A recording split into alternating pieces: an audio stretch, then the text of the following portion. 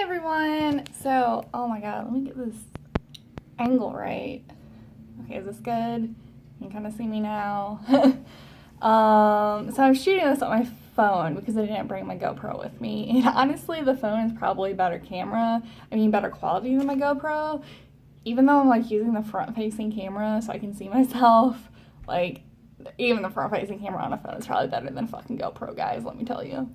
So, anyways, yeah, sorry about the, like, weird angle. But anyways, so what I wanted to talk about was a couple things. First off, I wanted to talk about the movie A Beautiful Mind. So, I've always wanted to see that movie. I've always heard good things about it. Like, everyone loves it. It won, like, Academy Awards and everything. I don't know if it won, like, Best Picture or what, but I know it was really recognized. And I didn't even know that it was about schizophrenia until, like, recently. So I was like, oh man, I have gotta watch it. I had no idea that huge movie was about schizophrenia. So I picked it up at a used bookstore for $3. And I was like, oh, that's a pretty good deal. I mean, this movie's not like streaming on anything like Netflix or Hulu or whatever. So pick it up for $3 and watch it. Why not? So I watched it expecting to be like blown away. Okay, you guys, I really did not care for this movie. The reason is it did not depict schizophrenia as schizophrenia truly is. It also did not properly portray the experience of the real John Nash, who was the main character. I'm not going to really give spoilers, but things that happened in the movie were like, I don't know, spoiler alert, I might be giving spoilers. Sorry, so if you don't want to hear about spoilers, then don't watch this, because I'm going to talk a little bit about the plot. So, yeah, John Nash, it started off where he was in college, like, in graduate school, and then, he went all the way up until he was, like, an old man, so it covered most of his life. But what the film showed was he was having visual hallucinations where he saw imaginary people. Like, not like imaginary people like, I don't know, like, oh, you see like a demon or like a shadowy figure or like a spirit or like a cartoony kind of person or just something that's kind of like unclear, but like full apparitions of like real people that weren't there that would talk to him and like carry on conversations with him. Like, he thought that his college roommate was real, and his college roommate actually didn't exist, you later find out. So his roommate is like a real person that he converses with. He also has like a niece that John Nash also talks to, and also John Nash visions these like bad people, like Russians, like coming after him. There's like actual like army men and like an actual like antagonist character that's like wearing like a hat and a suit that like follows him around. And just it's for like years at a time, for like, well, from like graduate school to the end of his life, he sees these people like in full figure, just like he saw you or I. And he would see, there was one scene in the movie where he went into a like shed and he saw all this like equipment, like radio equipment and like machinery and stuff. He saw like all this equipment in the shed, and like he thought that was all real. Like, he was basically I don't know, am I explaining this right? Like, basically, he was seeing actual scenes, like actual people talking to him, and actual scenes and like environments, like actual real life environments, like the inside of like a house. And he was like hallucinating this. And people with schizophrenia don't have that vivid of hallucinations where it's like you walk into a hotel room, but you think it's a restaurant. Like, instead of seeing beds and a desk and like a TV, you see a restaurant with like tables and a bar and waitresses walking around and stuff. Like, you would see that instead of a hotel room. That's what this movie was saying, that he saw his hallucinations were like that. Now, no. I mean, hallucinations do not get that surreal. I mean, yeah, you can see people briefly, or you can see, like, objects in a room, like you can think you see a table, or you can think that you see, I don't know, whatever, a shadow, or like a figure or an inanimate object that's not actually that, but it's something different. Like, that can happen, but like I said, you don't like walk into a hotel room and see a restaurant. Like, that's not what schizophrenic people see. And it's also, the real John Nash didn't even have visual hallucinations. All of his hallucinations were auditory. So, I mean, it wasn't accurate to the real John Nash. He was having auditory hallucinations, not even having visual hallucinations. And his delusions, so I read from like a few different sources, like his hallucinations were actually of like thinking that people wearing like a red tie were like conspiring against him. Or another one that I read was that he thought that like aliens were sending him messages, and that's like normal. That's like actual like delusions that a schizophrenic would have. But this movie just made it seem like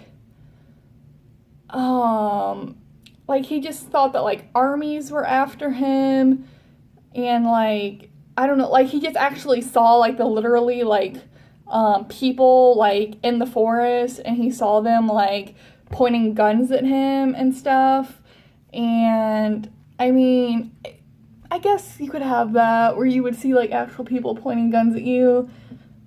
Maybe, I mean, I could see that, but just you don't have that vivid of hallucinations where it's like a completely made up reality. Like, do you know what I'm saying? So, I don't know, but, and, what else did the movie say that wasn't true? I don't know, there was like some personal stuff that happened in his life that wasn't true, but I mean, who cares about that? I mean, it's a movie, you're gonna make some stuff up. Like, his wife actually divorced him and didn't stay with him all those years after his diagnosis. So, that wasn't true, but whatever, it's a movie. But, yeah, the thing that just bothered me was, like, trying to tell, like, now, like, schizophrenia already has a really bad reputation. When someone hears the word schizophrenic, they think you are just, like, fucking crazy. Like, you're just out of your mind, you're not a normal functioning person, you are, like, yelling and screaming at, like, people who aren't there, and they just think you're batshit insane.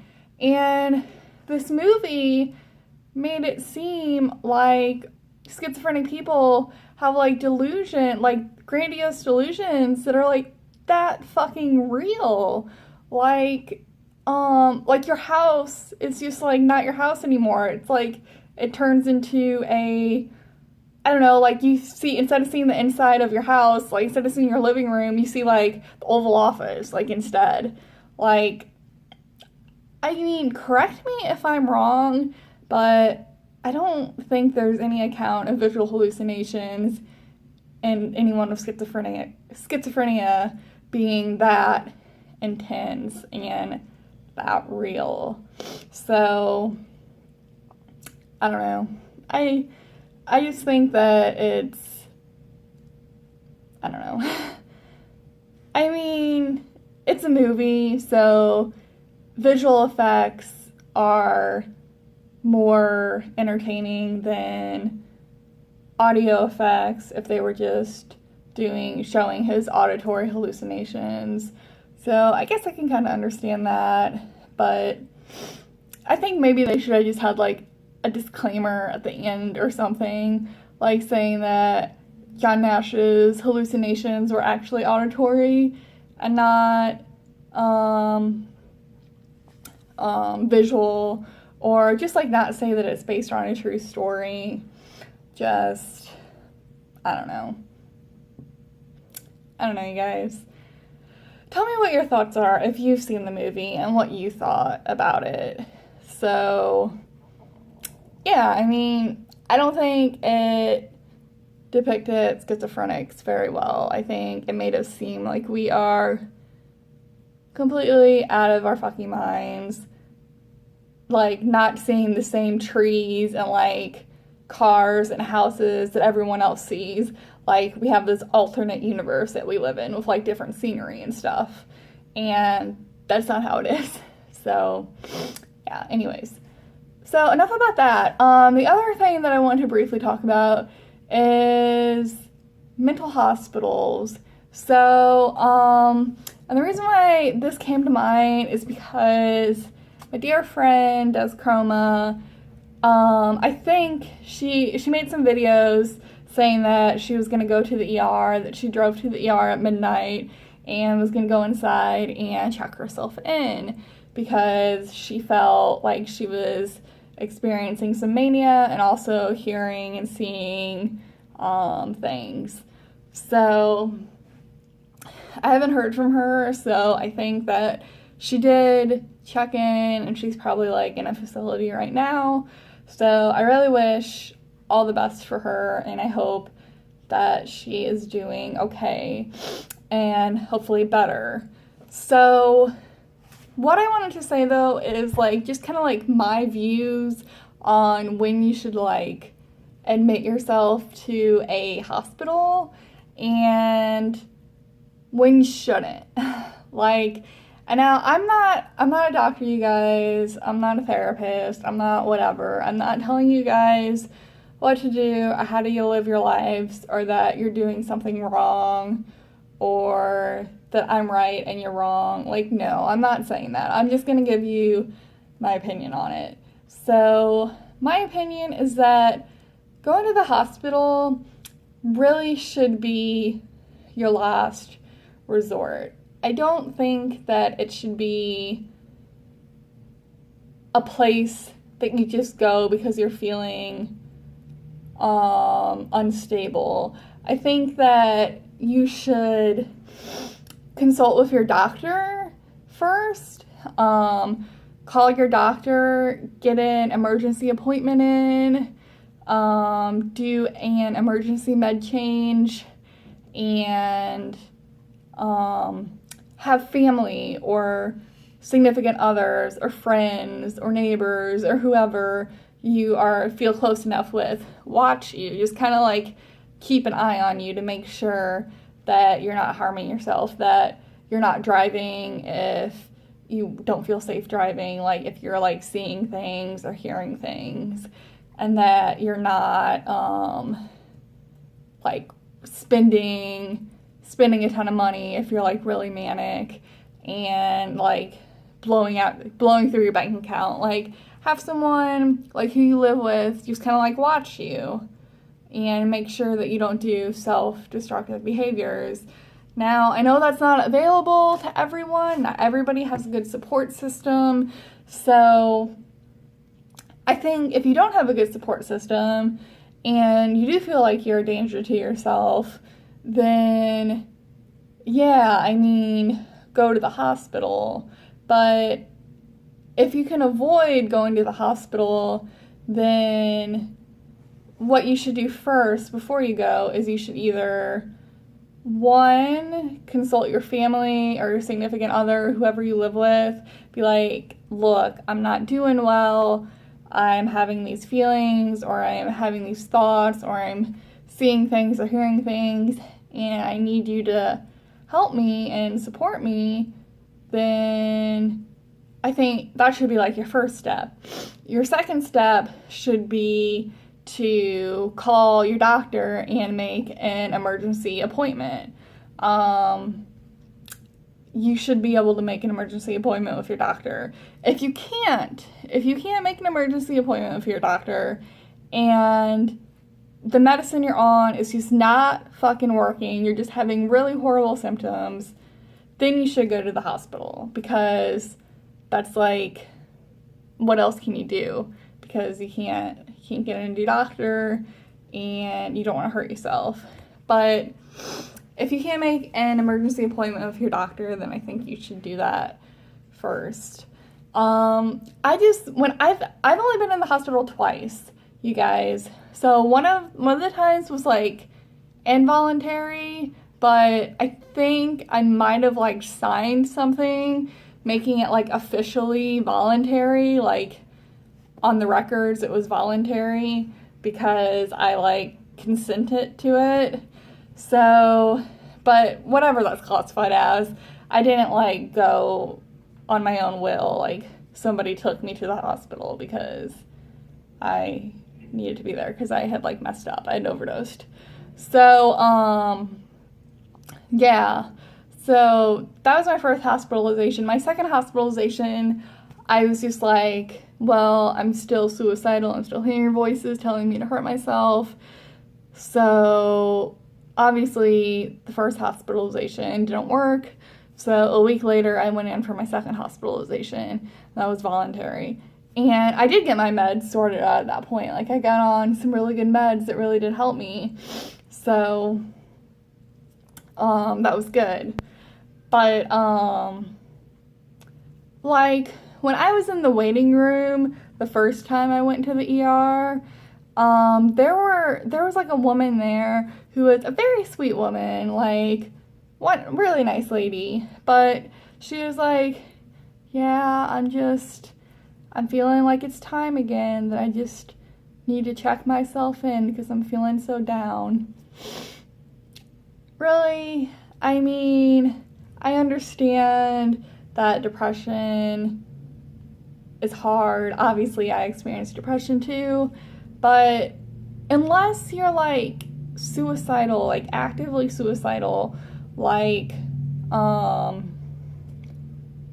taking an overdose, or like, I don't know, like have the gun in your hand, whatever. If you're that close to suicide, then yes, please go to the hospital. Something needs to be done immediately. But if you're just like having suicidal ideation, or just having bad thoughts in general, but you're not actually harming yourself, then I think you need to do what I'm saying about make an emergency appointment for your doctor to get a med change and have a support system around you, like watching you to make sure you're safe.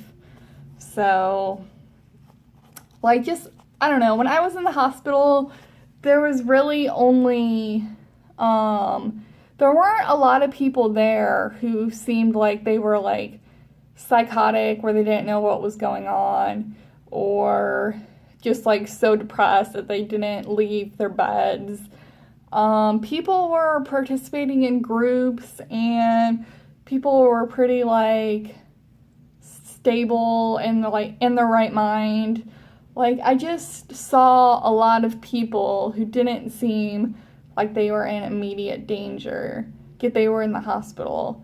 And I mean, you should go to a hospital when you're in immediate danger, not for like any other reason. Like, people go to the ER because they have a backache or because they have a headache, and that's strongly discouraged. Like, people do it because they don't have a doctor, they can't get into their doctor, so they just go to the ER because it's their only option.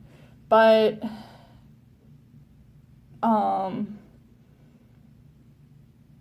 I don't know. I'm probably like talking in circles basically, because I'm trying not to say that it's not wrong to go to the ER if you are feeling unsafe, or if you're feeling like in Des Chroma's situation. I don't think that it was wrong for her to go to the ER, but I just think that making an emergency appointment with a doctor or getting support from family, boyfriend, girlfriend, husband, wife, whatever, those options should be exhausted before you go to the hospital. And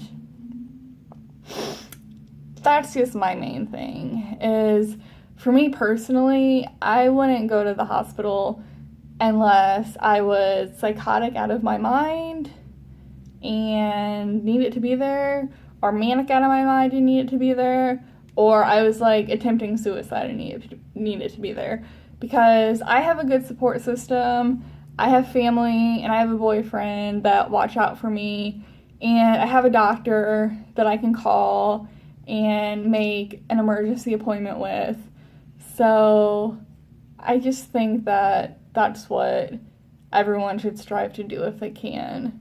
So I don't know, like I said, you guys, I'm not like trying to judge anyone or like saying that it's wrong to go to the hospital, because it's not.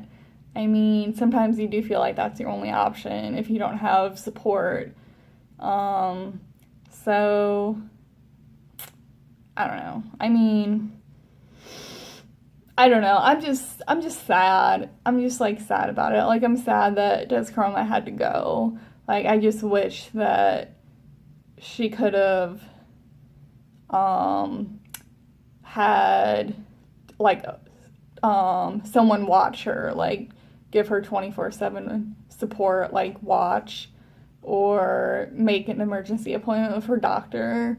I just really wish I could have seen her do that instead of having to admit herself into the ER. Because, for one thing, ERs are expensive. I mean, if you've ever been to the ER, you know how expensive it is. And to actually, like, stay in a hospital for an extended period of time, that's really expensive too. So, it's really not, it doesn't financially make sense.